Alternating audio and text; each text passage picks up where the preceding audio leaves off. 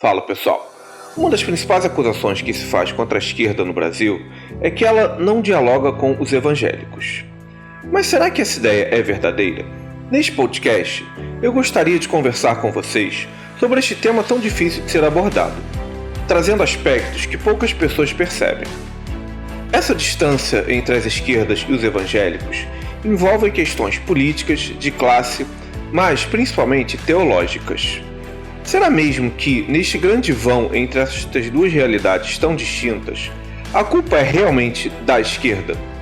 Ou será que a natureza da teologia evangélica tem alguma responsabilidade nisso? Se você se interessou pelo debate e quer saber mais sobre essa questão, se inscreve no canal, ativa o sininho, dê o like e vem comigo.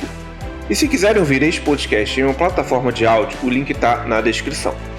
E se vocês gostam do nosso trabalho e querem nos incentivar com qualquer valor a partir de R$1, entre no Live Pix e coloque o final Agora Gay. O link está na tela e na descrição do vídeo. Para começarmos toda e qualquer conversa de forma adulta, primeiramente precisamos delimitar conceitualmente as categorias que estamos trabalhando. Nesse sentido, se faz mister que definamos o que é evangélico, o que é dialogar e o que é esquerda. Como vocês devem imaginar, cada uma dessas palavras carrega muitas vertentes diferentes. A esquerda engloba grupos como o comunismo mais tradicional, tipo PCO, a social-democracia, tipo PT, a esquerda woke, tipo PSOL, a esquerda ambientalista, tipo Partido Verde, entre outros. Já os evangélicos também englobam tanta coisa diferente que é até difícil definir um denominador comum. E ainda há uma confusão entre evangélicos e protestantes. Este último é mais referente ao protestantismo histórico, como batistas, luteranos, anglicanos, etc. Este grupo quase sempre é mais culto, de classe mais alta e tem um cariz menos mágico. Já o que a gente chama de evangélico é muito associado ao movimento neopentecostal, que é aquele cristianismo fast food que as pessoas montam do jeito que querem e tem uma cara de seita, ainda que se escondam atrás de igrejas respeitáveis. Há muita confusão dentro desses grupos.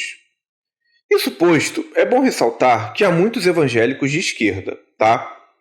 No entanto, não dá para negar que uma parcela expressiva deste grupo se identifica com a direita muito em função da rejeição às esquerdas.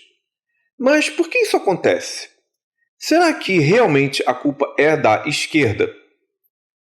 Para que a gente possa compreender de quem é a culpa, é preciso olharmos mais de perto para os tais evangélicos. E para isso, teremos em mente principalmente os movimentos neopentecostais. Apesar da dificuldade de abordar essas igrejas de um ponto de vista teórico, há ali aspectos culturais em comuns que advêm de uma teologia específica. Mas que teologia seria essa? Uma das coisas que mais unem os evangélicos é o ódio aos direitos LGBTs. Ah, Felipe, então os evangélicos odeiam as esquerdas porque elas defendem os direitos das minorias? Bem, sim, mas não é só isso. O evangélico médio odeia religiões afro-brasileiras porque eles as associam ao demônio. E nas esquerdas, essas religiões encontram guarida por meio da valorização da cultura negra.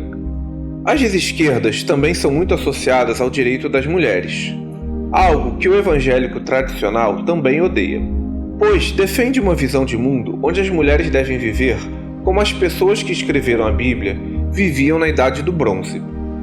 Só que a coisa não para por aí. O evangélico médio odeia a Rede Globo e suas novelas porque são uma perversão. Odeia o carnaval porque é devassidão. Odeia músicas do mundo porque são sujas. Odeia católicos porque são idólatras que cultuam santos. Odeia espíritas porque falam com os mortos.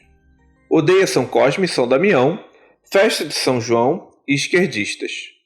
Há até evangélicos que proíbem cerveja e chegam ao cúmulo de proibir esportes. Isso sem contar evangélicos que odeiam os evangélicos de outras denominações. Enfim, há vários aspectos da cultura brasileira que o crente médio rejeita. Isso porque a mentalidade que a teologia evangélica gera é exclusivista, geradora de bolhas sociais, creem que só eles têm a verdade e têm uma forte tendência de negação do mundo e de tudo aquilo que não é evangélico. Claro, não são todos os crentes que pensam assim, como disse no começo do vídeo. Mas, dentro de uma grande massa que forma o bolo dos cristãos neopentecostais, esse recheio de ideias que citei acima é bastante presente, ainda que em diferentes graus nas mais distintas pessoas. E aí eu pergunto a vocês, será mesmo que é a esquerda que não dialoga com esse grupo? Ou será que este grupo é fechado ao mundo ao seu redor? Supondo que eu seja gay, de uma religião africana e trabalhe na Globo, como é que eu vou dialogar com quem olha para mim e vê o demônio? Será mesmo que sou eu quem tem que dialogar com este grupo? Eu é que tenho que me rebaixar e ver como igual quem me vê como inferior e possuído? E aí a gente entra no terceiro tópico desta discussão. O que é dialogar? Até aqui, se vocês estão gostando, não se esqueçam de dar aquele like, se inscrever no canal, ativar o sininho e, se quiserem, doar um Pix. Por mais que a ideia de que a esquerda não dialoga com este grupo seja algo válido, fato é que eu tenho dúvidas sobre se é possível dialogar com evangélicos sem necessariamente entrar em algo muito básico, no cerne de sua teologia. O crente que odeia religiões de matriz africana não faz isso por racismo. Faz isso porque a Bíblia diz que só existe um único Deus e outros deuses são demoníacos. Os cristãos fizeram os mesmos com as crenças pagãs da Europa, seguidas por brancos, loiros e de olhos azuis. Logo, nada a ver com racismo. Ora, o evangélico apenas segue o que está escrito. Isso se aplica para vários outros ódios tradicionais dos crentes. E sinceramente, eu tenho muitas dúvidas sobre se é possível um diálogo com esses grupos, tendo como horizonte o respeito às suas crenças e não a irradiação de um pensamento crítico sobre essas mesmas crenças e sobre esta fé. A ideologia crente é uma ideologia que ativa os instintos mais primitivos nas pessoas, ligadas ao sentimento de grupo, ao tribalismo e ao ódio a quem é de fora de sua tribo.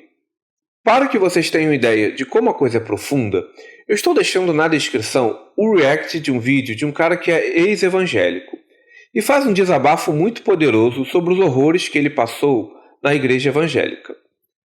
Há ali uma ideologia de controle de corpos e da mente, negação total da individualidade e, principalmente, a negação do diferente e do outro. Você só deve conviver com aquilo que é evangélico da mesma seita que você pertence. Isso porque, para que você não seja testado em sua fé e, consequentemente, os pastores não percam dízimos. Isso sem contar a ideologia do medo permanente de ir para o inferno, do pecado e da punição divina. O medo é parte da mente do crente médio. Ademais, conversar com um evangélico por 4 minutos é conversar sobre assuntos diversos por 2 minutos e nos outros 2 receber evangelização. Em função disso tudo, será mesmo que é a esquerda que peca em não dialogar com essas pessoas? E também, o que é exatamente dialogar? É aceitar as crenças delas de forma passiva e ainda assim esperar que elas votem na esquerda? Existem 2 problemas nessa postura. O primeiro é que você permite que crenças extremamente fundamentalistas continuem fermentando no seio da sociedade. E o outro problema é que o que boa parte das esquerdas defende é uma sociedade plural, diversa e com igualdade de direitos e uma modernização geral do pensamento. As esquerdas têm um certo legado do materialismo histórico do marxismo. Resumidamente, este conceito diz que as causas dos fenômenos são materiais e não divinas ou espirituais. Em outras palavras, antigamente, se uma ou várias pessoas morriam de uma doença, era porque Deus quis. A partir de um determinado momento, o pensamento político vai mostrar à humanidade que se milhares de pessoas morrem de uma doença, isso pode ser coibido por meio de investimento em saúde pública, e não por meio de orações. Inclusive, é por isso que muitos líderes evangélicos odeiam as esquerdas. Já até fiz um podcast sobre isso e estou deixando aqui no card. Não é só por causa do ateísmo histórico da esquerda, mas também é porque líderes evangélicos sabem que o estado de bem-estar social rouba a função social de padres e pastores. Inclusive, vale lembrar que muitos dos tais evangélicos anti-esquerda estavam todos com Lula e Dilma lá no começo. Mas aí, de repente, a esquerda passou a querer transformar crianças em travestis. Vocês não acham isso estranho? Essa mudança de chave veio de uma postura mais assertiva das esquerdas em relação aos direitos LGBTs, das mulheres e do povo afro, entre outras coisas. Evangélicos têm extrema dificuldade em conviver com o espírito republicano e a diversidade de visões de mundo.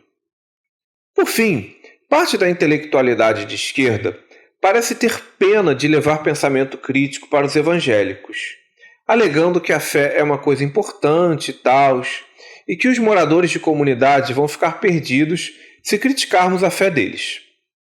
Eu até entendo esse raciocínio, mas pessoalmente eu acho que, se deve haver algum diálogo com os evangélicos, ele tem que ser no sentido de levar críticas a uma fé tão obscura e fundamentalista. Doa a quem doer. A questão aqui não é fazer as pessoas perderem a fé, necessariamente, mas sim trazer a elas uma crença mais crítica. No entanto, não é o PT ou o poder instituído que fará isso. Quem deve fazê-lo é a própria militância de baixo para cima, sem nenhum constrangimento. No YouTube, há muitos canais que divulgam pensamento crítico sobre a fé e vale a pena irradiá-los em sua rede de contatos. Eu estou deixando alguns links na descrição. Muitos ex-evangélicos têm feito na internet o trabalho que parte da militância da esquerda deveria estar fazendo. Não à toa, a categoria religiosa que mais cresce no Brasil é a dos cristãos desigrejados, ou a categoria sem religião. Mas e vocês, o que pensam sobre essas questões? Será mesmo que é a esquerda que não dialoga com os evangélicos?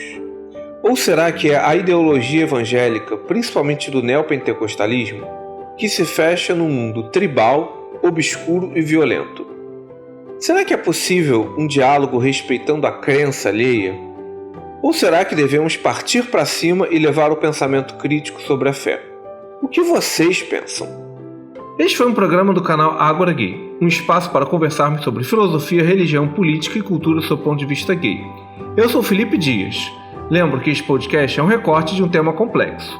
Mesmo que você não concorde com tudo, meu objetivo é iniciar um diálogo para ele ser aprofundado por outros pontos de vista. Deixe nos comentários o que você pensa sobre essa discussão, sugestões e críticas construtivas. Também os convido a ver os vídeos mais antigos do canal e a seguir a gente nas redes sociais cujos links estão na descrição. Lembrando que o Ágora Gay é um espaço dedicado à conversa e aos argumentos e não às ofensas. Até a próxima, pessoal! Valeu!